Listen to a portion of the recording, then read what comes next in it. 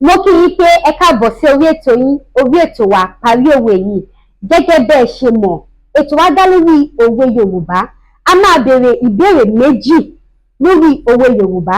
Ẹni tó bá gba ìdáhùn wa tó sì parí òwe Yorùbá méjì yìí dáadáa, ó ní àǹfààní ẹ̀bùn ẹgbẹ̀rún 5,000, ìyẹn 5,000 naira pẹ̀lú wa.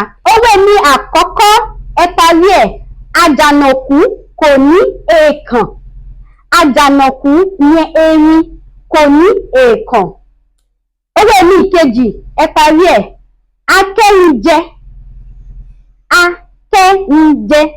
Ẹ fi ìdáhùn yìí sí apá àkọsílẹ̀. Drop your answer in the comment section. Ibi ibẹ̀ ni màá ti mú ẹni tó yege tó sì parí òwe Yorùbá mi dáadáa. Láti máa gbádùn ètò wa, mo fẹ́ bẹ̀ yín ìyá mi, ẹ̀yin bàbá mi, ẹ̀yin ẹ̀gbọ́n mi wípé kẹjọ kẹ́ bá mi subscribe sí Amọ́lẹ́sẹ̀ YouTube channel, nítorí láìsí ẹ̀yin kò sí àwa. Lẹ́ẹ̀kan sí, orúkọ tèmi ni Omidan Nífẹ̀mí Bọ́lájí tí a mọ̀ sí Amọ́lẹ́sẹ̀. Ojú tẹ́ fi wò wá ò ní fọ́, bẹ́ẹ̀ ni etí tẹ́ fi ń gbọ́ wa ò ní di. Ẹ má jẹ́ ká gbàgbé, ẹ jẹ́ ká gbé àṣà wa lárugẹ. Remember, our culture is our heritage. Thank you.